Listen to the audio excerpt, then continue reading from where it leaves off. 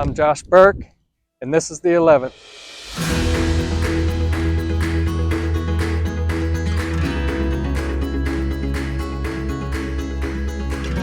My family has a long history in the military. I had relatives that fought on both sides of the Civil War, so it's amazing to think that they might have been fighting each other right here on this battlefield. My brother, he served in the Air Force. My father served in the Air Force. My grandfather, he was a right waist gunner in a B-17. He flew over 30 missions in World War II, which landed him in a little known club called the Lucky Bastards Club.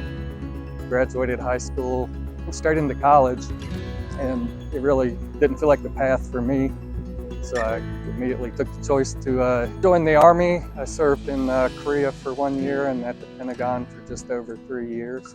I came to the Pentagon as a private first class, working around generals, colonels, etc. It gives you the ability to learn to not only respect authority, but also stand up to authority when it's necessary, and work around higher level people. And that was one of the most valuable things I learned being at the Pentagon.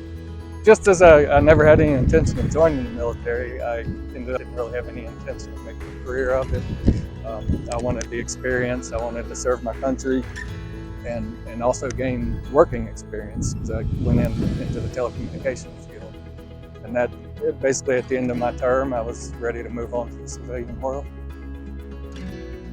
It's definitely some nervousness with the time comes really quick when it's, your ETS period's coming up close, and you don't have a job, and you've been buried in military life where you're stable, and now all of a sudden you have to move to very much a leadership structure where, as lower level enlisted, you're kind of just do what you're told to do, into a civilian world where you have to make more choices yourself to ensure that you fit in with the role you're working on.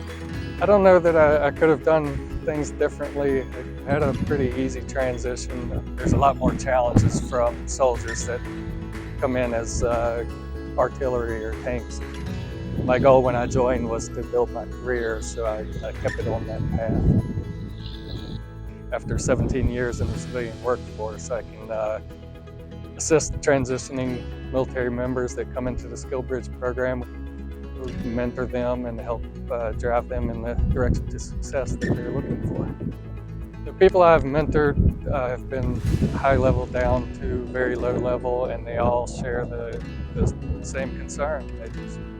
The anxiety about moving from a heavily structured military environment out into the civilian world. Companies need to really look at veterans, bring them on board and empower them to learn and grow, have the skills from a management and disciplinary point of view, and they're always willing to learn. But if employers can bring them in and give them a chance and help them to grow, they will succeed.